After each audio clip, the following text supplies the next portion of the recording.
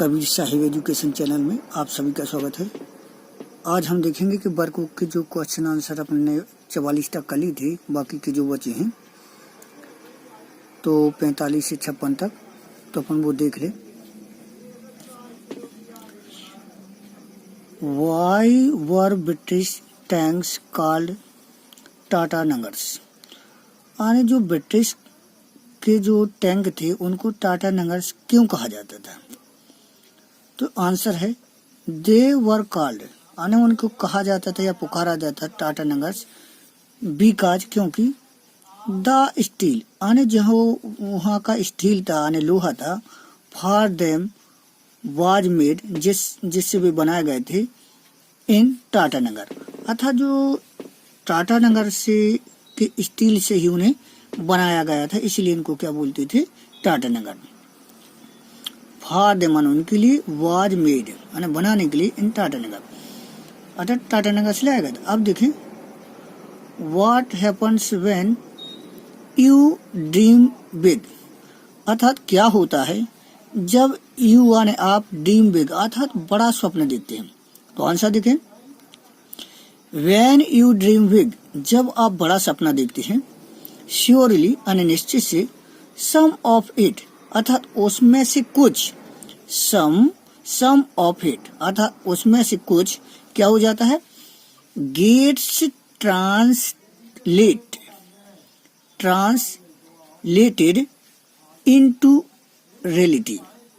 तो यहाँ पर गेट्स ट्रांसलेटेड इनटू रियलिटी, इसका मतलब हो जाता है सच हो जाता है। तो इसका मतलब है कि जब हम बड़ा स्वप्न देखते हैं तो उसमें से कुछ कैसा हो जाता है? सच हो जाता है। How much does the heart work in a day? How much यानी कितना ज्यादा, does the heart work in a day, इसका मतलब एक दिन में हार्ट कितना ज्यादा काम करता है। तो आंसर है when beating at the moderate rate of 72 pulse per minute, the heart is working only 9 hours out of 24 hours। इसका मतलब है जब बीटिंग रेट आने हृदय की धड़कन कैसी होती है? एट द मॉडरेट यानी मध्यम दर होती है, ऑफ जैसे 72 पल्स प्रति मिनट, अर्थात एक मिनट में 72 बार जब ये धड़कता है। द हार्ट्स, तो हृदय क्या करता है? वर्किंग ओनली 9 आवर, अर्थात तो 9 घंटा काम करता है, अर्थात 24 घंटों में से केवल 9 घंटा ही वर्क करता है। अब आगे देखें when does the heart get rest, जब क्या होता है? हृदय आराम करता है। How much rest does it take in a day, तो वह एक दिन में कितना आराम लेता है? तो आंसर दें it rest for 15 hours in a day, तो वह दिन में 15 घंटे रेस्ट करता है।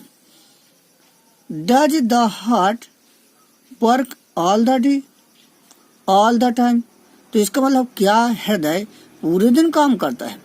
तो आंसर है नो, नहीं, इट डज नॉट, यह नहीं करता, अर्थात पूरे दिन काम नहीं करते।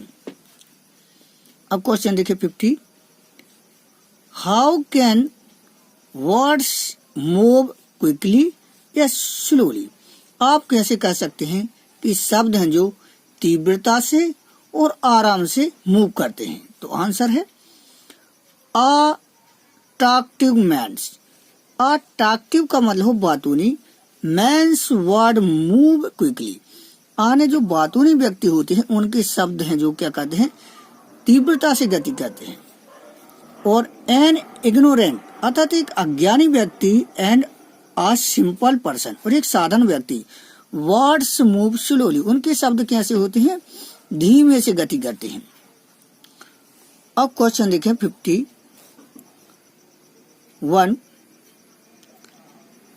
on what does the improvement of your English depends, अर्थात अंग्रेजी का इम्प्रूवमेंट यानी विकास किस पर निर्भर होता है? तो आंसर है it depends on where we live. तो इट डिपेंड्स करता है ऑन वेयर, वेयर आने जहां, वी लिव आने जहां हम रहते हैं, एंड पार्टिकुलरली आने विशेषकर या खासकर, या not we live in an English speaking community, हम अंग्रेजी समुदाय में रहें या न रहें। विशेष करे के किस पर डिपेंड करता है? वह उस स्थान पर डिपेंड करता है जहां पर हम रहते हैं। अब अपन देखेंगे, फिर से देख लें क्योंकि देख नहीं पाए। It depends on where we live, जहां हम रहते हैं उस पर निर्भर करता है, एंड पार्टिकुलरली विशेष कार है, या not we live in English speaking community, या हम अंग्रेजी समुदाय में रहें या न रहें।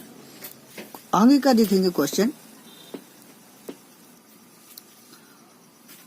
What will help you to improve your English in the beginning, अर्थात बिगिनिंग यानी शुरुआत में अंग्रेजी के विकास में क्या सहायता करेगा? तो यहाँ है इफ बी हेयर इंग्लिश, यदि हम क्या कहते हैं अंग्रेजी सुनते हैं। If be here English spoken everyday, spoken यानी जो बोलने की अंग्रेजी होती है भाषा वाली, यदि वो हम प्रत्येक दिन सुनते हैं, and mix freely with English speaking people, और हम क्या हो जाते हैं, मिल जाते हैं फ्रीली यानी स्वतंत्र रूप से, विथ इंग्लिश स्पीकिंग पीपल जो अंग्रेजी बोलते हैं, इट विल हेल्प अस, तो ये हमारा क्या करता है, सहायता करता है। How does reading help you in improving English, how does यानी कैसे, अंग्रेजी यानी रीडिंग हेल्प यानी पढ़ना सहायता करता है, यू यानी आपको, इन इम्प्रूविंग इंग्लिश अर्थात अंग्रेजी के विकास में पढ़ना कैसे सहायता करता है ये बताना है। तो रीडिंग हेल्प्स अस, रीडिंग यानी पढ़ना हमारी सहायता करता है, इन इम्प्रूविंग इंग्लिश अर्थात अंग्रेजी के विकास में, इन द वे यानी उस रास्ते में या तरीके में, डेट वी लर्न जो हम सीखते हैं, इन मैनी न्यू वर्ड्स यानी जो नए शब्दों में हम सीखते हैं उसमें हमारी क्या करता है, सहायता करता है।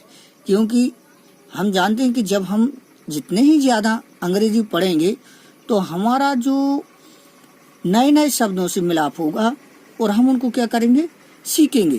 तो ये हमारे क्या है, अंग्रेजी के डेवलपमेंट में या इम्प्रूवमेंट में विकास करता है। क्वेश्चन देखें, mention the best time to visit Chitrakoot, mention का मतलब उल्लेख कीजिए, द बेस्ट टाइम यानी सबसे अच्छा समय, टू विजिट यानी यात्रा करने का, चित्रकूट अर्थात हम चित्रकूट में किस समय में यात्रा करें उसका बताएं।